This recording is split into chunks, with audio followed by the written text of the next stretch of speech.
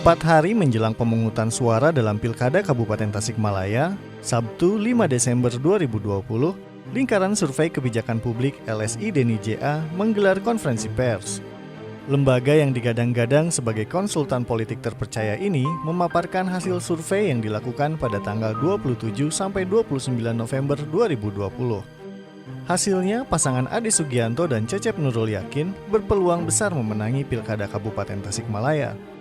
Elektabilitas Ade Cecep jauh lebih tinggi, yakni 42,05%. Disusul Iwan Saputra Iip Miftahul Paos 19,32%, Ajis Rismaya Mahfud Haris Sanjaya 14,77%, dan Cep Jam-Jam Padil Karsoma 10,45%.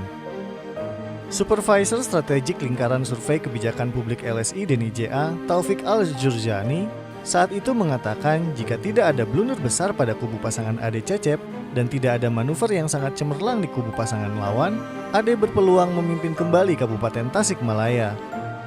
Jika tidak ada blunder besar pada kubu pasangan Ade Sugianto ataupun Cecep Nurul Yakin dan tidak ada manuver yang sangat cemerlang dan masif di kubu pasangan lawan, Ade berpeluang kembali memimpin Kabupaten Tasikmalaya.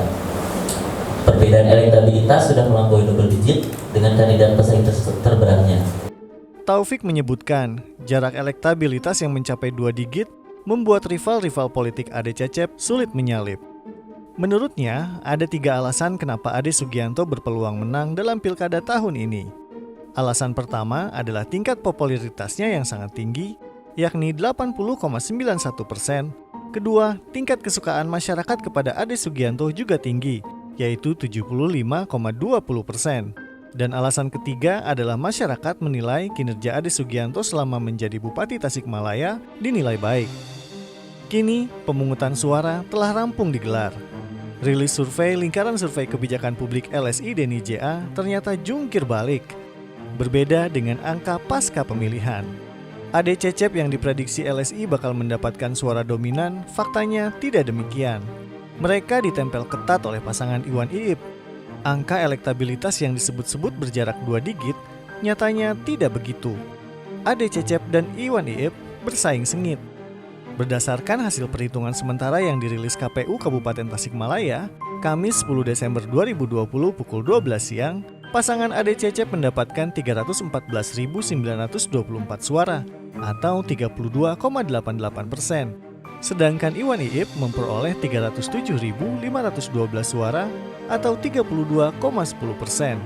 Adapun pasangan Ajis Haris mengumpulkan 221.912 suara atau 23,17%. Dan Cep Jam-Jam Padil Karsoma mendapatkan 113.561 suara atau 11,86%. Perolehan masing-masing calon ternyata jauh berbeda dengan yang diprediksi LSI Deni JA.